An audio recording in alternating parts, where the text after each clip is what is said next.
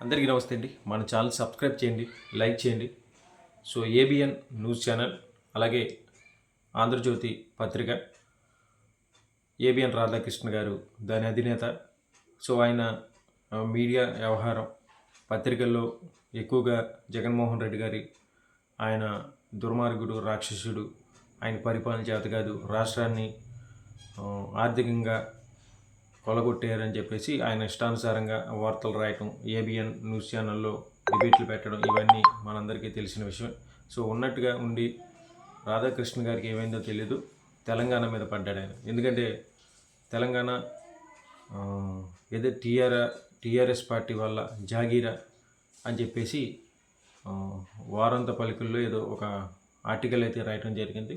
So దాని మీద అయితే పెద్ద దుమారం జరుగుతోంది. దాని మీద కేటీఆర్ కూడా తెలంగాణ మా అడ్డ కాసుకోరా బిడ్డ అని చెప్పేసి ఆయన ఎక్స్లో పోస్ట్ చేయడం కూడా జరిగింది. సో ఆయన ఎక్స్లో పోస్ట్ చేసిన వెంటనే ఏబిఎన్ రాధాకృష్ణ గారికి భయం పుట్టినట్టుగా ఉంది. ఆయన ఏబిఎన్ ఆఫీస్ ముందు 60-70 మంది పోలీసుల్ని అక్కడ కాపలాగా పెట్టడం జరిగింది. ఎందుకంటే ఎక్కడైనా సరే టీఆర్ఎస్ కార్యకర్తలు వచ్చి దాడి చేస్తారేమో అని చెప్పేసి ఆయనకి భయం పట్టడం జరిగింది. సో అలాంటి వ్యాఖ్యలు చేయడం ఎందుకు, ఇంత భయపడి అక్కడ పోలీసుల్ని పెట్టుకోవడం ఎందుకు? సో నిజంగా చూసుకుంటే తెలంగాణ పేరు చెప్తే మనకి మొట్టమొదటిగా కేసీఆర్ గారు ఉద్యమాలు చేసి ఆయన సొంతంగా రాష్ట్రాన్ని సాధించుకున్నారని చెప్పేసి తెలంగాణ ప్రజలు ఆయన బలంగా విశ్వసించి నమ్మే అటువంటి నాయకుడు.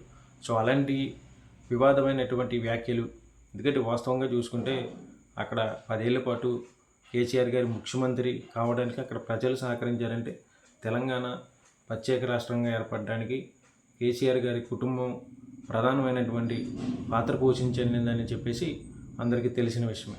సో ఈయనేమన్నాడు, తెలంగాణ టీఆర్ఎస్ వల్ల అడ్డాయా ఏంటి అని చెప్పేసి. నిజంగా చూసుకుంటే వాళ్ళు కేసీఆర్ గారి కుటుంబం ఒక అడ్డాయే తెలంగాణ అనేది మనకు అందరికీ తెలిసిన విషయం. ఎందుకంటే ఇలాంటి విషయాల్లో దూరడం ఎందుకు, భయపడి మళ్ళీ పోలీసులు పెట్టుకోవడం ఎందుకు, మళ్ళీ ఇక్కడి నుంచి వేరే చోటకి దాక్కోవడం ఎందుకు? ఇలాంటి వార్తాపత్రికలు మన భజన ఛానల్కి కాకుండా ఈరోజు తెలంగాణలో ఇష్యూ అవడానికి ఈయన రాసినటువంటి పలుకుల్లో ఇబ్బందికరమైనటువంటి పరిస్థితులు కూడా ఉన్నాయి. ఎందుకంటే తెలంగాణ ప్రజలు ఒక మనోభావాలు దెబ్బతీసే విధంగా, ఎందుకంటే కేసీఆర్ గారి వల్లే తెలంగాణ వచ్చిందని చెప్పేసి తెలంగాణలో ఉన్నటువంటి ప్రజలు ఎక్కువగా విశ్వసిస్తారు, ఆయన్ని నమ్ముతారు.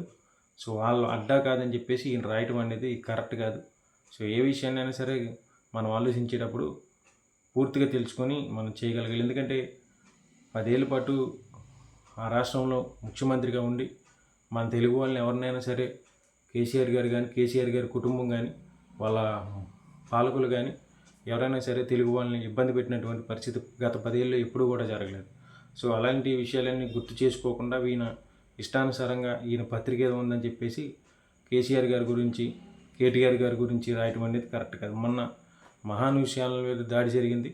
ఆయన వ్యక్తిగతం ఉన్నటువంటి విషయాల్ని, అమాయకమైనటువంటి ఆడవాళ్ళ జీవితాన్ని తీసుకొచ్చి thumbnails పెట్టి యూట్యూబ్లో పెట్టడం వల్ల ఆ టీఆర్ఎస్ కార్యకర్తలకి కోపం వచ్చి మహాన్యూస్ వంశీ ఛానల్ మీద దాడి చేయడం జరిగింది. సో ఇలాంటి అనవసరమైన విషయాల్ని దూరడం ఎందుకు, మళ్ళీ భయపడి పోలీసులు పెట్టుకోవడం ఎందుకు?